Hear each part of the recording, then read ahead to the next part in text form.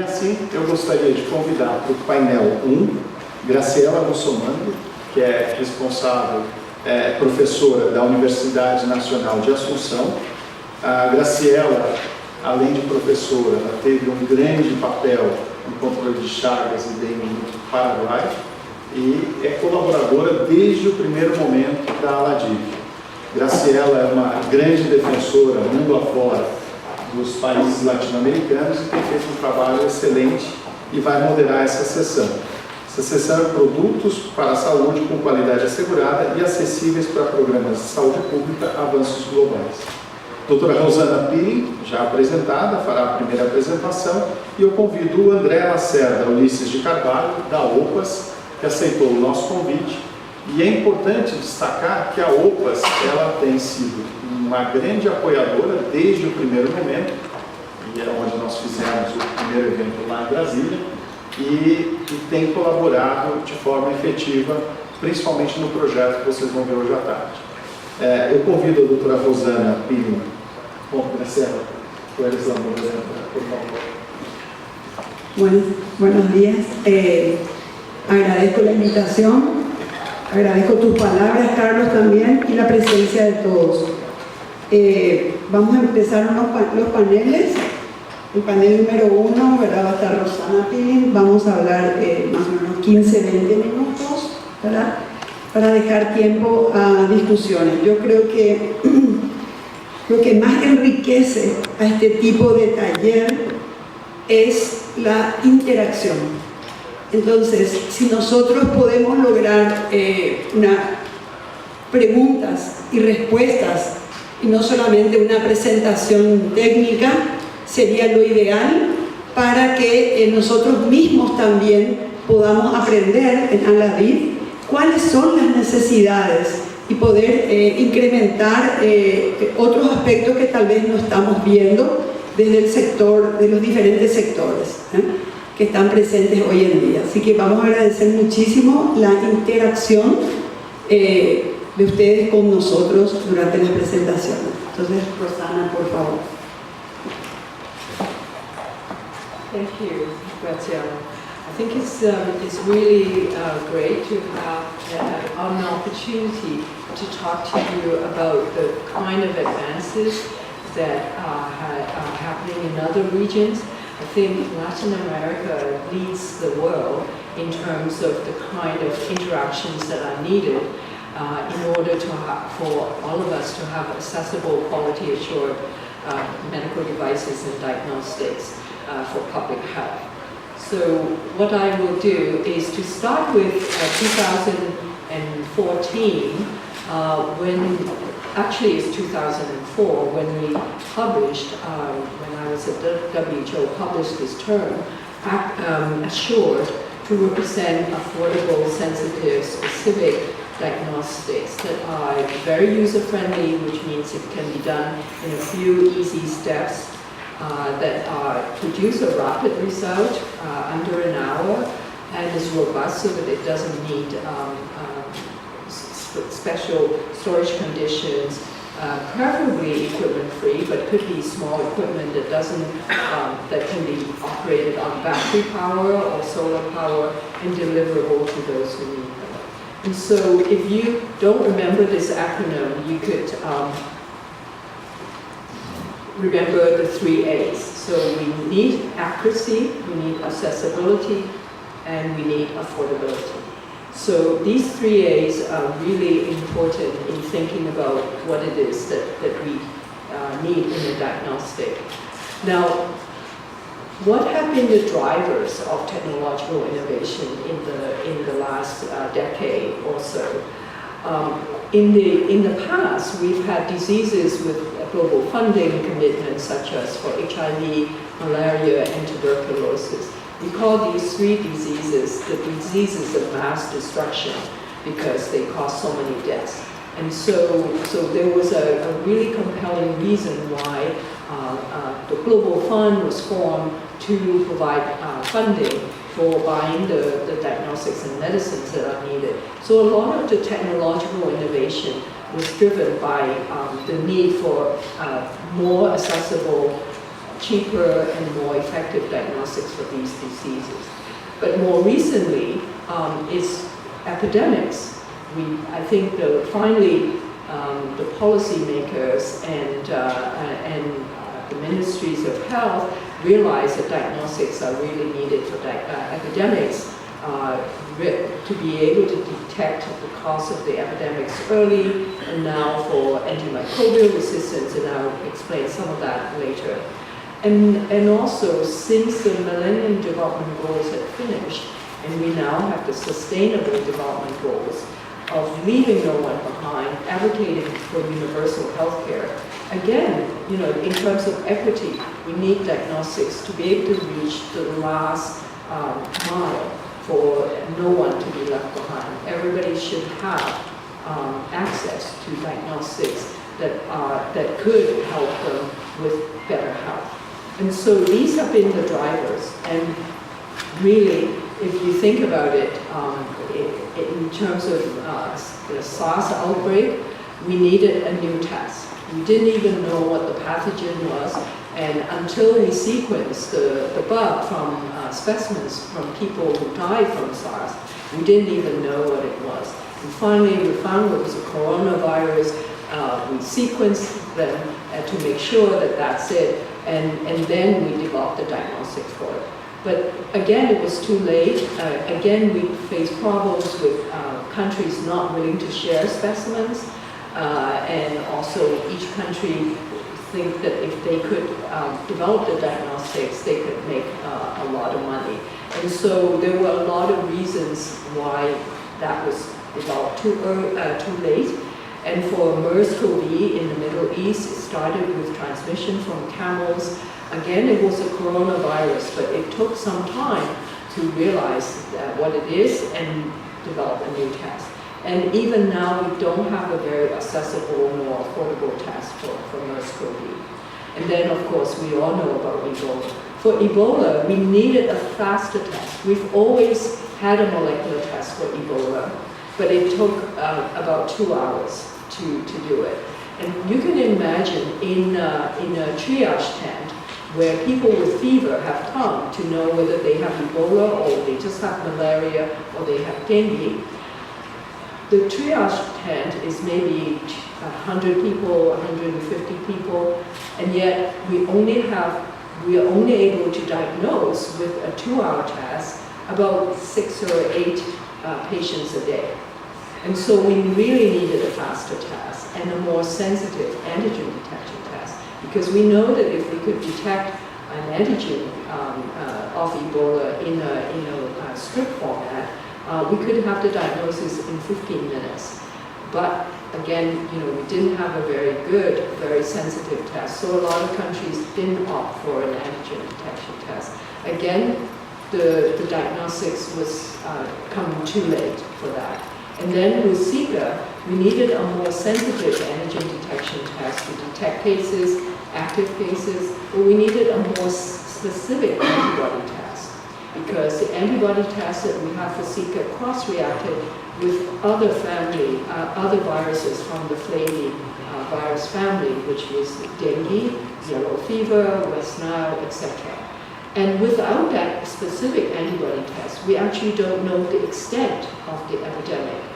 And for pregnant women who gave birth to babies with microcephaly, because we don't have that test, we don't know if they've been exposed or not. And so we weren't able to accurately estimate the risk of this terrible sequelae. So through each epidemic, we needed different types of tests. And we needed everybody to work together to be able to identify these gaps early, to define what it is that we need, and for industry to come up with the test as soon as possible. But for industry to do that, we needed them to have access to specimens so that they're not trying to look for specimens everywhere. We need the specimens to be really from the cases, etc. So there's a lot of need for collaboration, but time after time, when I was in WHO and when I was at the London School, those lessons we never learned. We still don't have today a very good way of sharing samples sharing data in order to advance very quickly.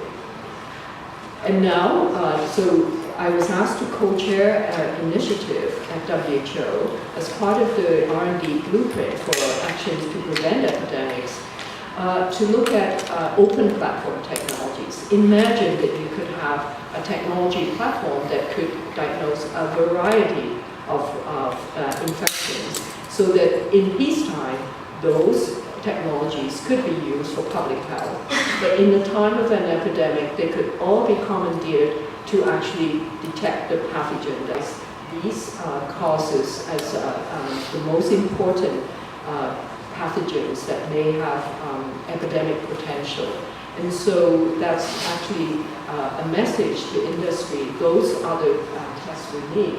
But then with no advance commitment, how would a company be able to convince their board of directors to say, oh, we need to invest in Lassa fever? Well, how many tests would we sell if we do invest in it, right?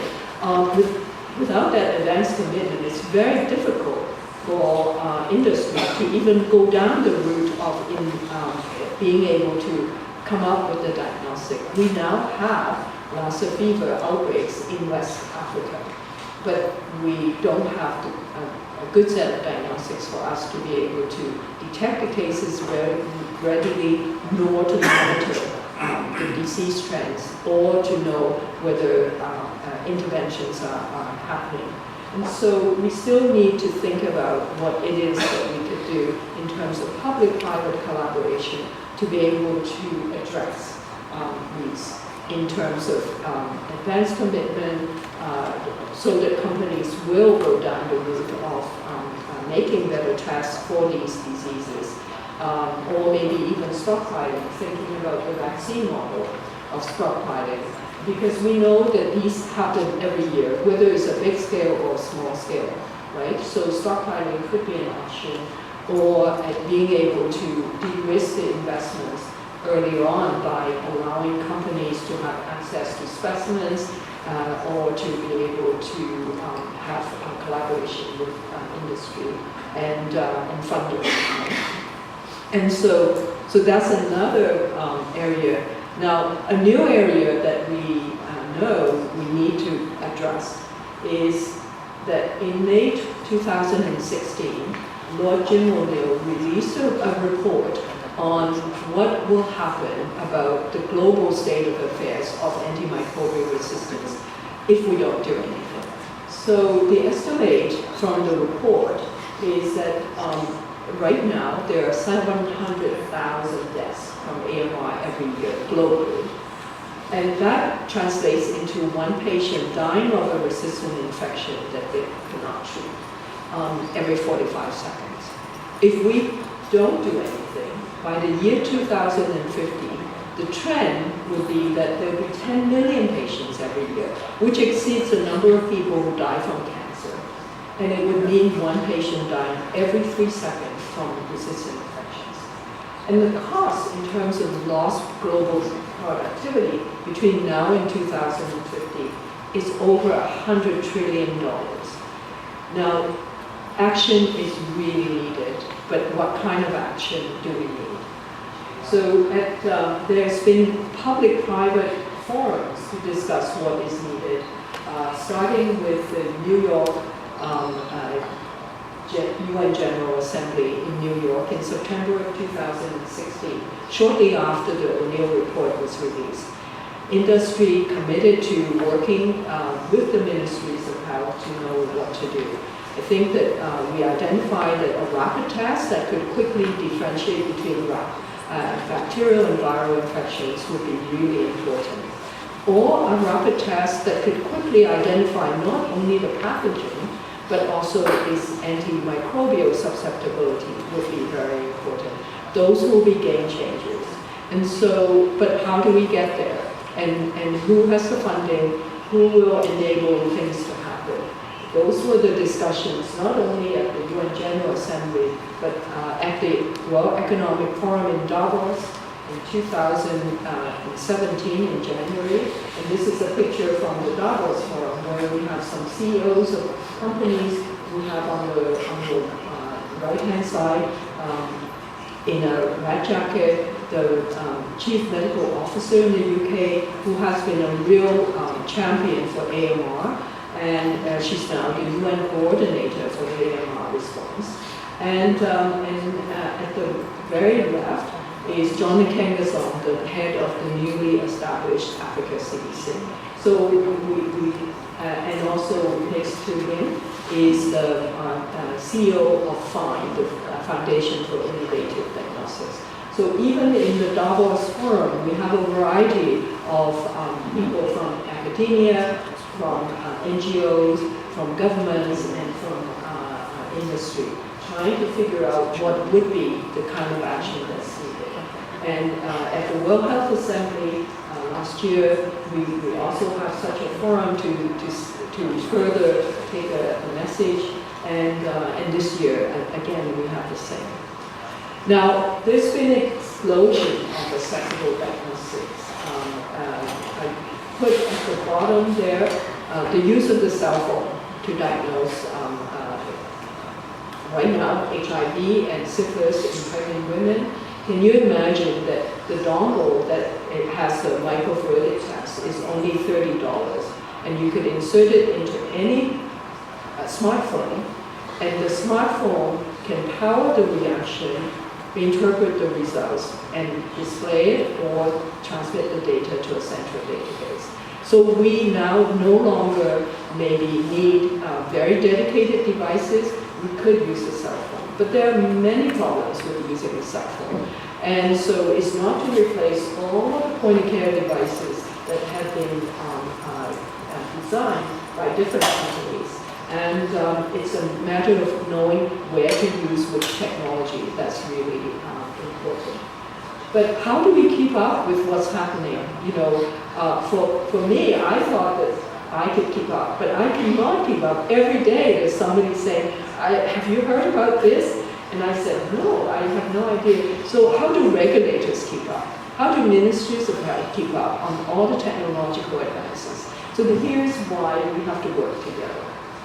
And so it's not only keeping up with what's happening in industry. I mean, I must say industry has always delivered. Whenever we say we need something, industry has come up with something. But then they have to wait about 10 years for the devices or the tests to go through regulatory approval, and then there's lots of duplications in quality inspections, in clinical performance studies, and then finally when they go through regulatory approval, then the policymakers say, oh, this is a new technology, and we know that it's safe and it's effective. What kind of incremental clinical benefit would it bring to our healthcare system? So they do modeling, they do systematic reviews, and time ticking away. And so finally, between 5 to 7 years, the policy is made, and then we start thinking about the financing, the training, the procurement. And so all in all, I said at Davos, even if we have the best test today to distinguish between bacterial and viral infections, it will take 10 years for most countries to implement that. And for those tests, I mean, if you ask me how good is good enough for those tests, I don't know. Is 90% sensitivity good enough? How specific does that test to be? In order for us to know how specific that test to be, in a clinical trial, how many patients with bacterial infections and what bacterial infections, and how many patients with viral infections and what viral infections do we have to bring into a clinical trial in order to validate the claim that the test could distinguish between bacterial and viral infections. Those would be huge trials that no companies can actually undertake. So these are big problems that we need to come together to solve. So I think I don't need to say what the mission of the regulatory approval needs to be, but I just want to say that the timely element is what we're lacking right now, and that if we think that regulatory decisions must be based on strong and clear science, I'm afraid that the regulatory science has not kept up pace with technological innovation. have we considered how to regulate phones? You know, if you could use every smartphone to do this diagnosis, is very difficult. So I think that we need a new way of thinking about what to do. Now, in 2012, the UN Commission for Life-Saving Commodities for Women and Children found that the delay in regulatory approval is one of the major reasons why people don't have access to life-saving technologies. And so in 2012, this UN Commission actually came up with 10 recommendations. I didn't list them all here, but I listed one for regulatory efficiency. And it says by 2015, which I'm afraid has gone by, all EWEC, that it stands for Every Woman, Every Child, is an initiative that a lot of countries have committed to. So all those countries should have standardized and streamlined their registration requirements and assessment processes for 13 life-saving commodities with support from stringent regulatory authorities, so WHO and regional collaboration, and improve national delivery of life-saving commodities would be the aim. I'm afraid that we haven't got there yet. It's still ongoing, but it is important to think of that. Now, no diagnostics was listed, and I'm working on trying to persuade them that they should put diagnostics as life-saving commodities, not just drugs. Now, we know from 2012, also from a Pacific Health Summit, that has a session on regulatory processes, not only for diagnostics, but for drugs and vaccines, that we need faster, better, safer, cheaper regulation of health products. Now, there's two things a little bit not clear to me about this meeting. One is that the meeting is actually in London, and I don't know when London actually became part of the Pacific. That I don't know. But the other thing is, if you look on the picture, on the right-hand side is the Vice President of Coca-Cola. Now, since when has Coca-Cola become a health product? I'm not sure. And, regulators, the MOH, funders together to look at what are the acceptable risks of a diagnostic that we could accept in trade-off to incremental clinical benefit.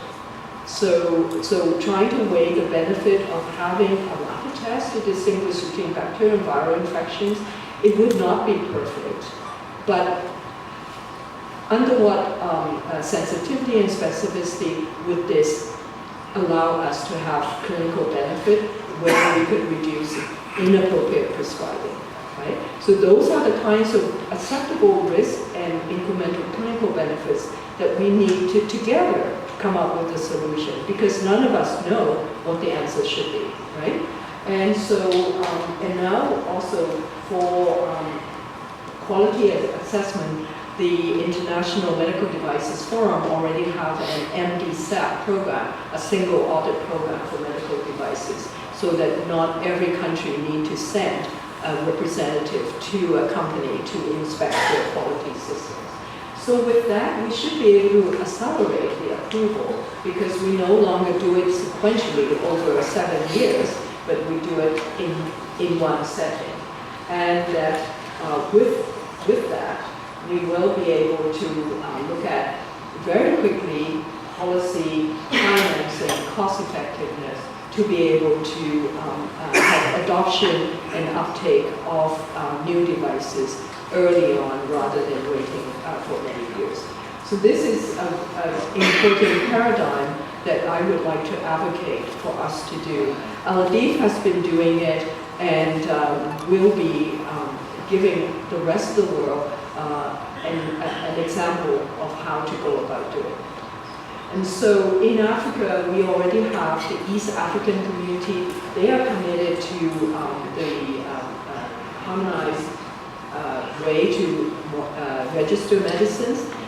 They did that in 2013, and so we are working with them for diagnostics as well. And then we have 4 countries in southern Africa called the Sanzibona Initiative. And again, they also came together to harmonize the registration of medicines. And they want to now go into harmonizing the registration of diagnostics. And they recognize that the benefit of harmonization, including reduction of the regulatory workload, because we know that the regulators are always inundated with new devices that they need to review. And then accelerated registration of required products, mutual trust and confidence in regulatory collaboration, and improved information sharing and networking. And that also goes not only for preclinical review, but also post-marketing surveillance. It's very important. And so in 2012, in December of 2012, we actually, with the help of the African Union, the East African Community, the African Society for Laboratory Medicine, and GIZ, the German International Development Agency, formed the Pan-African Harmonization Working Party to mirror what's been happening in Asia with the Asian Harmonization Working Party. And we had courses as well as forum to try and take forward this whole idea of harmonized registration for medical devices and diagnostics in Africa. And so the goal has always been to make these valuable quality assured devices, safe devices, to be available as soon as possible when needed. So our priorities are common registration file for each commodity. We were using WHO pre-qualification dossier as an example, but I think that in time we could have the regions come up with the dossier or a template for a common registration file. So the companies don't have to have a different way to submit their dossier to each country regulatory agency, which takes a lot of time. A common risk classification for medical devices, including diagnostics, the single audit system, and also the joint review of data for clinical evidence, clinical performance studies. That's really, really important, and that's what I advocated, that it won't be just the regulators, but the regulators, the ministries of health, the policymakers, the academic experts, as well as the funders probably, and industry, to sit together around the table to discuss what's acceptable risk versus benefit. And so we held some courses with the help of WHO pre-qualification staff and Elliot Cowan, who's in the audience, giving us the perspective of what FDA does. And so we had a basic course, and we had an advanced course, and we will need to repeat these courses in light of all the public health needs that I've identified earlier. And so over those 2 years, we've been very busy trying to look at harmonization, convergence of standards, etc. And so overall, we have 50 countries around the world and more as we go who are committed to this. And now parts of several countries in Africa are now part of the Asian Harmonization Working Party as well. So in summary, I think that we really need to have a regulatory review and approval process that does not act as a disincentive to innovation, but that it would accelerate the process of both regulation and policy development in order to for people to have access to the kind of devices and diagnostics that are needed. And most of all, underlying all this is that we need public-private partnerships in order to do the education, to increase awareness of both public and sector and health professional awareness for diagnostics that are needed to create a demand for the diagnostics at all different levels of the healthcare system, and also to develop financing mechanisms and the architecture for R&D as well as technology adoption. And I have many people to thank for this initiative, starting from the people who work with me at the school through all the different agencies, and also people from Alavik, especially Carlos, and many of you in the audience who participated in all our forum. Thank you very much. Gracias, Rosana. Excelente presentación, como siempre, ¿verdad? Bueno, la participación de la OPS es fundamental. No podemos hablar de una alianza latinoamericana, no podemos hablar de trabajar conjuntamente con el Ministerio de Salud Pública si no tenemos dentro de nuestro partnership en Latinoamérica a la OPS. La OPS es fundamental para nosotros porque si bien están hechas las guías, ¿verdad?, están hechos los documentos, existe qué hay que hacer y cómo hay que hacer. En la práctica, no, la mayoría de los países no llevamos a cabo todas esas regulaciones y esas reglas que ya están escritas. Entonces, nuestra necesidad en América Latina es, si Brasil está bien con su sistema regulatorio, muy bien. Si Argentina tiene una ANMAT que es muy bueno, muy bien.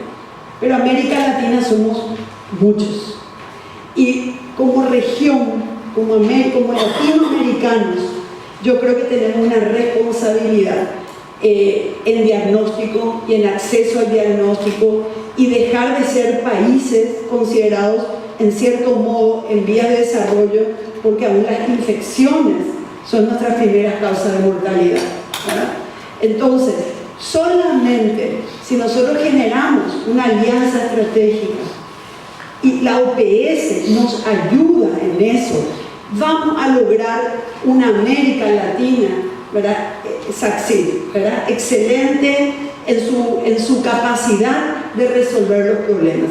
Tenemos muchos ejemplos, estamos muy bien conceptuados como región con respecto a otras regiones, ¿verdad? Hay regiones del Asia, hay regiones del África que aún están un poco más atrás de nosotros con respecto a muchos avances que hemos logrado. Entonces, este es un motivo por el cual realmente nosotros queremos estimular a la OPS para que nos ayude en esta alianza y poder hacerlo en forma transversal, para que todos los países latinoamericanos podamos acceder a todas estas cosas que vamos a hablar en el día de hoy. Muchísimas gracias por tu presencia. Bom dia a todos. Obrigado também pelas palavras, mas eu complemento ainda além disso aí, né? Tanto a OPS, a OPAS, como a Organização Mundial da Saúde, tem um papel extremamente relevante aí nas resoluções, né? Mas cada vez mais, tanto a OPS, a OMS, tenta fazer o caminho inverso, que é aprender com os países, porque muitas vezes as resoluções não chegam à realidade, né, política dos países, né? Então, eu acho que cada vez mais a gente precisa também ter o retorno dos países para que a gente consiga aproximar as resoluções e consiga implementá-las, né? Então, só para vocês todos aqui, para uniformizar a informação, né, a OPAS, como organismo internacional de saúde, ele é dedicado a melhorar as condições de saúde dos povos das Américas, né, uma organização sem fins lucrativos. A Organização Pan-Americana, na verdade, ela é anterior à Organização Mundial da Saúde, né? A OPAS ela já tem mais de 115 anos e depois que ela se inseriu na Organização Mundial da Saúde, mas integra o sistema de Estados americanos, né? E da ONU. Então, o que eu trouxe aqui para vocês? Em relação aos Objetivos de Desenvolvimento Sustentável, porque tem tudo a ver com a nossa fala aqui, né? Então, são 17 objetivos de desenvolvimento sustentável das Nações Unidas, onde eu trago aqui o item 3.8 dentro do objetivo 3. O objetivo 3 está diretamente relacionado à saúde, né? E quando fala que atingir a cobertura universal de saúde, incluindo a proteção do risco financeiro, e agora, o acesso a serviços de saúde essenciais de qualidade e o acesso a produtos para a saúde essenciais, seguros, eficazes, de qualidade e a preços acessíveis para todos, né?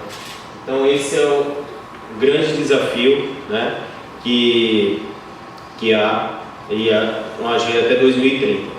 Sábado passado agora a OMS completou 70 anos, né, e a gente estava vendo que em 1958 tinha uma perspectiva da OMS que até o ano 2000 tivesse acesso universal de saúde em todo mundo, né? Então, pode até parecer uma perspectiva que não foi atingida, mas do meu ponto de vista otimista, eu acho que, na verdade, tem uma evolução aí. Quando a gente pensa que agora já tem uma agenda que, na verdade, não fala só de acesso, né? Porque será que a gente tem acesso sem qualidade?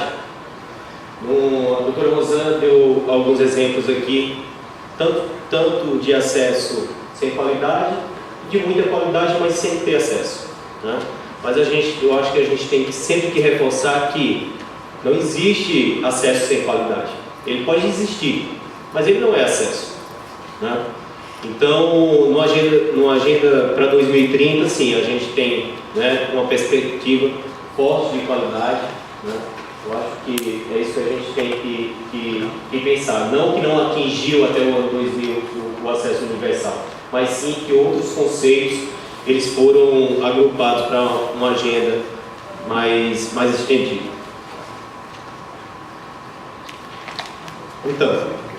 Então, dentro desse conceito de qualidade e acessibilidade para programas de saúde pública, tem outros conceitos que com certeza estão incluídos aqui, né? Eficácia, segurança, equidade quando a gente fala de acessíveis, né? Precisão, efetividade, uso racional, né?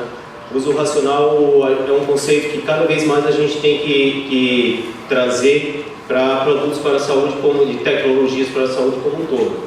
Muitas vezes a gente sempre fica preso no conceito do uso racional de medicamentos, né? Que ainda tem muito a desenvolver, mas a gente tem que trazer o uso racional para qualquer tipo de tecnologia em saúde. Para o bom funcionamento dos sistemas de saúde, a função regulatória é essencial, contribuindo com elementos que promovam acesso equitativo e qualificado a produtos e serviços. Então, o nosso trabalho tem sido fundamentado em fortalecer, né, a função regulatória, acreditando que a função regulatória é uma chave, né? Dentro da função regulatória tem várias ferramentas que a gente pode trabalhar para conseguir acessar tanto a qualidade como a acessibilidade às tecnologias de saúde.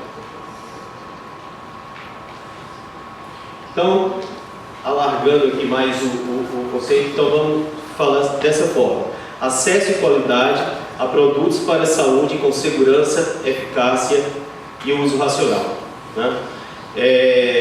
Apenas todo conceito ele já está embutido, né, na qualidade, mas é importante a gente trazer esses conceitos. Então, sistemas regulatórios são parte essencial do sistema de saúde. Então, a regulação não como ferramenta, mas como chave, né? Então, eficazes, baseados em evidência disponível e análise de risco, focados em ampliar acesso a tecnologias seguras, de qualidade e eficazes, abrangentes, pesquisa clínica, produção, importação, exportação, distribuição, conservação dispensa, publicidade, vigilância e uso racional, né?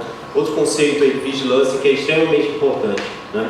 A gente trazer a vigilância, e a vigilância não no ponto focal de cada país, mas principalmente a vigilância estendida, a vigilância global, né? A comunicação entre países. Convergentes e interconectados, tanto a nível nacional quanto internacional, e de acordo com necessidades nacionais. Hoje, no último painel, a gente vai falar de convergência e acho que vamos abordar mais sobre esse ponto. Então, na busca de sistemas regulatórios sólidos e competentes, nós temos os pilares. Para atingir o acesso universal à saúde e a cobertura sanitária universal, para estruturar os sistemas de saúde, para aumentar a eficiência e a prestação de bens e serviços de saúde, para fortalecer o comércio internacional e para fortalecer o desenvolvimento social e econômico. Sim. Tanto a parte comercial como a parte regulatória, muitas vezes acho que antigamente a gente tinha uma grande discussão da força tanto do comércio como da regulação, né?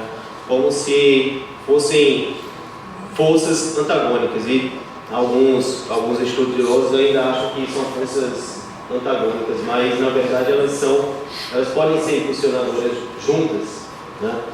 Então, quando a gente pensa que as discussões e o crescimento da regulação, ele veio através de bases comerciais, né? No final da década de 80, início da década de 90, com o aumento da produção industrial.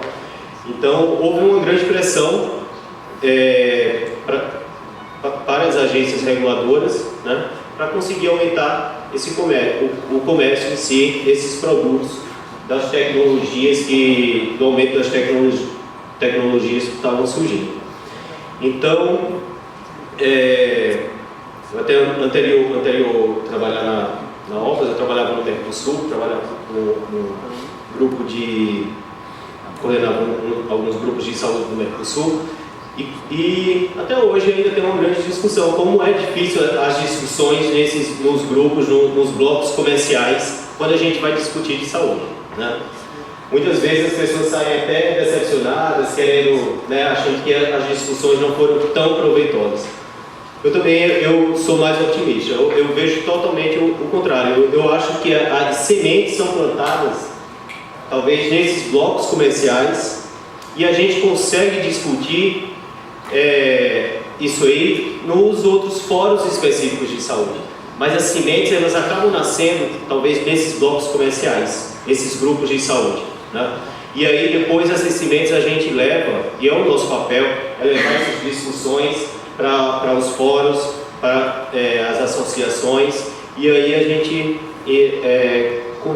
conseguir desenvolver, né? Então, focado em comércio, a gente tem acordos em fóruns multilaterais relacionados ao comércio, acordos livres, comércios bilaterais e birregionais, e mais focado em saúde pública, que seria negociações de acordos em fóruns multilaterais específicos de saúde, né? Trazendo essa perspectiva do comércio, e acordos bilaterais específicos em saúde, né? Então, quantos acordos, inclusive bilaterais país e país, não nascem de discussões dentro de blocos comerciais maiores, né? E quando os países retornam para os seus ministérios da saúde e suas agências reguladoras, conseguem fluir na discussão com outros países, né? Então, acho que a gente não pode desvincular a força focada no comércio da saúde pública num ponto que seja, no caso, para progredir na temática. Fortalecimento da regulação enquanto OPAS e OMS, né, trouxe aí algumas resoluções, né?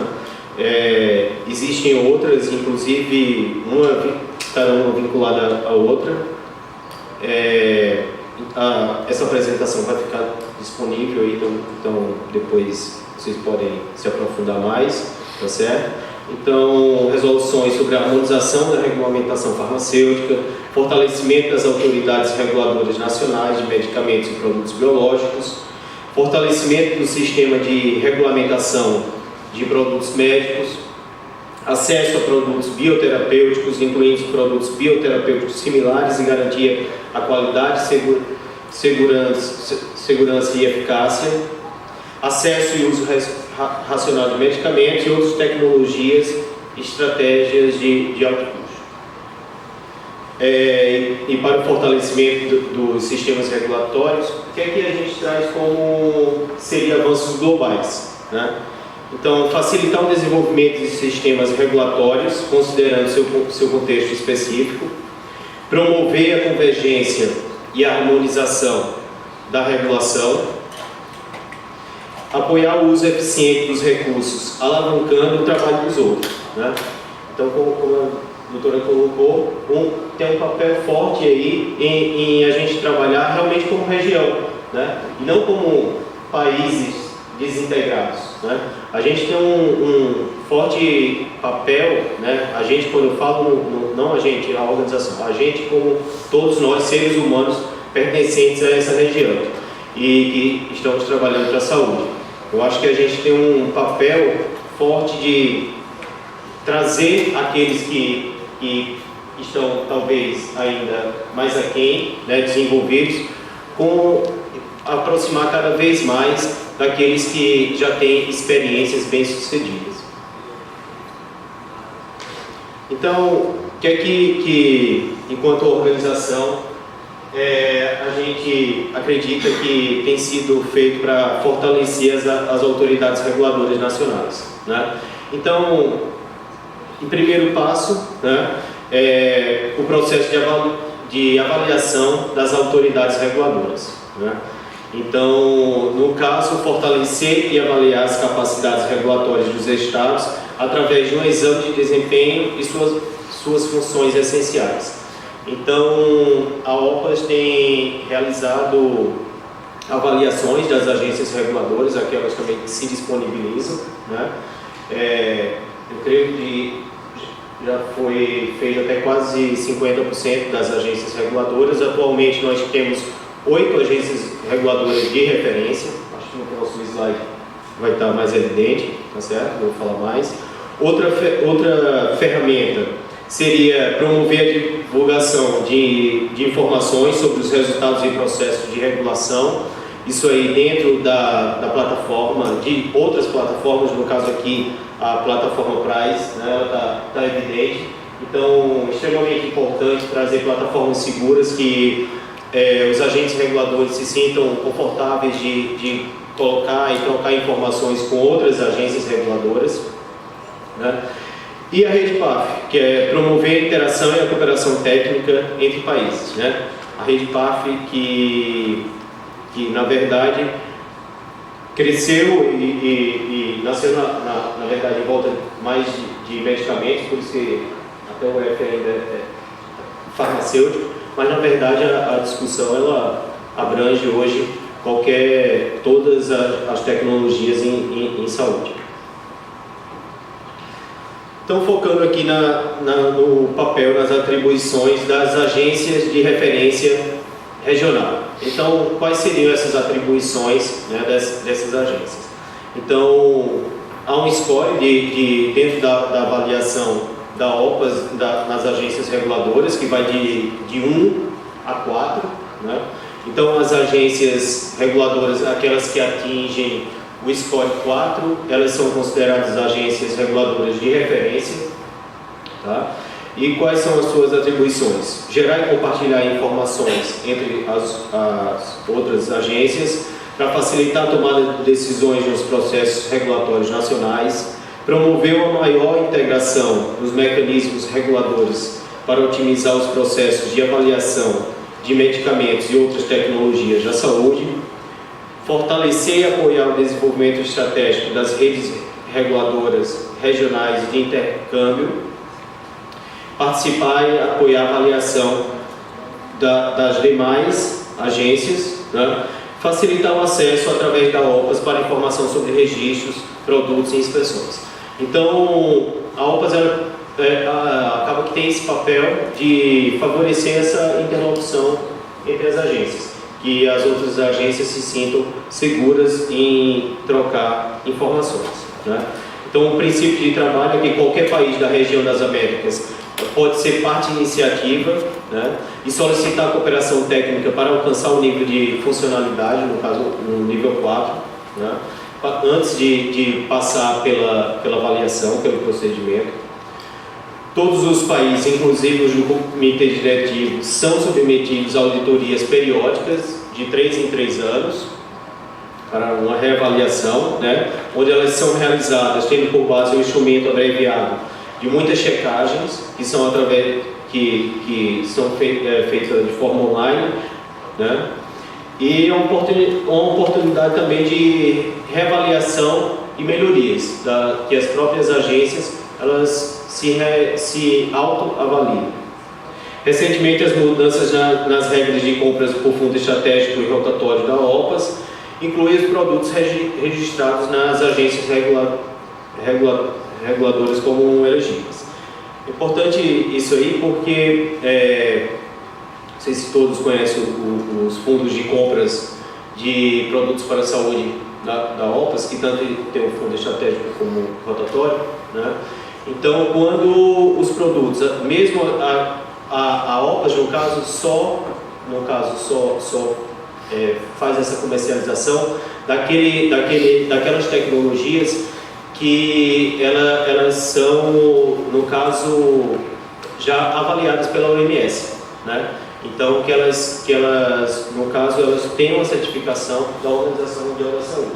Mas aquelas tecnologias que, no caso, elas são registradas em agências reguladoras de referência, elas não necessitam ter essa validação oficial da OMS, né? Então, é aceito entre os países. Então, isso é um ganho, porque também aumenta, né, a disponibilidade de produtos para países, inclusive aqui da região, né?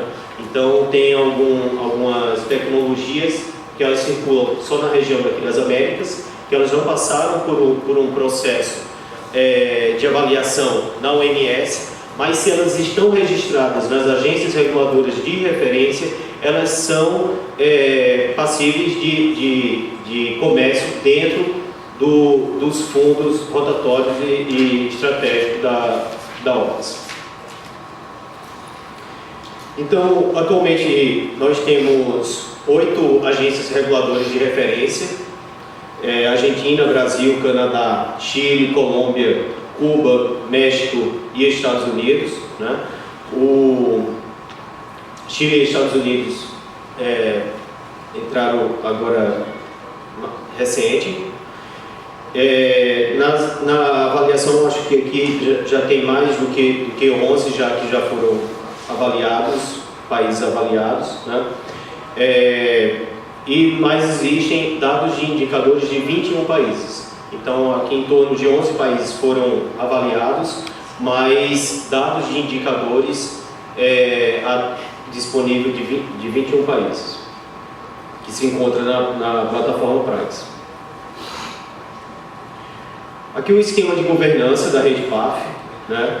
Então, essas autoridades reguladoras de referência, elas têm um papel também extremamente forte dentro da governança da rede PAF, quando ela coordena as áreas estratégicas e priorizadas, que seriam as boas práticas regulatórias e ciência regulatória, vigilância, pós-comercialização e atividades de fiscalização, autorização e registro de produtos, dispositivos médicos, relação com outras iniciativas globais de harmonização e convergência regulatória e projetos estratégicos. Então, as agências reguladoras de referência, elas têm esse papel forte, né? As outras agências também participam da rede PAF, né? A OPAS é o comitê diretivo, né? O secretariado da rede, e outros fóruns também são participantes da rede. Aqui é sobre a plataforma Prize, né? Então, no intuito da troca de experiências e a comunicação entre países. Então, não só a plataforma Prize, como outras plataformas, todas elas são extremamente bem vistas naquilo de uma capacidade de ajuda mútua entre países, né? A OPAS como esse elo de ligação entre os países. Então, cada vez mais a gente tem visto o uso da plataforma, cada vez mais a plataforma, os governos se sentem também mais seguros em trocar informações. Eu creio que isso é um crescimento contínuo, né? Cada vez que a gente vê que um país tem um ganho, né, dentro de uma troca de informação com outro país, consequentemente isso aí progride. Tem grupos específicos dentro da rede PAF que a gente consegue visualizar assim, um crescimento extremamente efetivo, né? Vou citar um que é da parte de farmacovigilância, né? A cada ano, o número de países que têm aderido ao grupo interno de farmacovigilância regional, né, de trocas de informação, de experiência, como tem crescido. Hoje, eu acho que a gente já está chegando a 20 países dentro da rede de farmacovigilância aqui na região das Américas, né? Então, eu acho que é algo que tende cada vez mais, dependendo dos ganhos, crescer. Quais seriam os desafios e avanços, né, que a gente enxerga?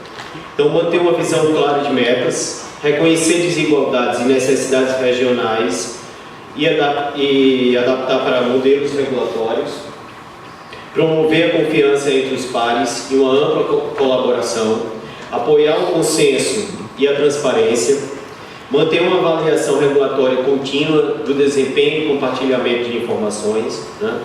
Porque a avaliação regulatória, a convergência, a harmonização, ela é contínua. O que pode acontecer é de ser um caminho talvez mais rápido, né? Com mais mãos dadas, né? Mais países de mãos dadas para que conseguir um objetivo comum. Então, apoiar a cooperação e a capacitação entre as agências reguladoras, apoiar e atualizar continuamente o mecanismo para estabelecer projetos estratégicos para fortalecer os sistemas regulatórios e construir e manter plataformas de informação, de dados, pública, restrita e confidencial, né, para um benchmark e tomada de decisão eficaz. E apoiar a publicação de evidências científicas no campo regulatório. E, bom, que foi o último. Mas o que a gente queria trazer é isso, né? A importância, o acesso, ele é fundamental, né? Mas sem qualidade, realmente a gente não acredita que tem acesso. E a chave que a gente acredita para tudo isso, realmente é o fortalecimento do processo regulatório, né? Agora, não o processo regulatório de país, né? Claro que é extremamente importante que o país fortaleça o seu processo de regulação, mas cada vez mais pensar que a regulação ela é feita, né, de forma global, né? Porque a comunicação, né, a globalização, se a gente pensar, ela não existe mais um processo de globalização, ela já existe, né? Então, um país que consegue desenvolver as suas políticas eu acho que tem uma obrigação mesmo de contribuir com os seus pares, né? No caso aqui, eu falo da região, né, da região das Américas. Então, que o papel que os países aí que estão mais desenvolvidos, em desenvolvimento, têm com aqueles países que ainda estão precisando de uma colaboração. E as experiências que a gente tem extremamente exitosas com países pequenos que não é só pela uma capacidade econômica, né? Mas uma capacidade técnica mesmo, porque são países pequenos, né? Então, os países maiores da região têm sim um papel extremamente importante junto com os nossos demais irmãos aqui da região. Bem? Então é isso, obrigado.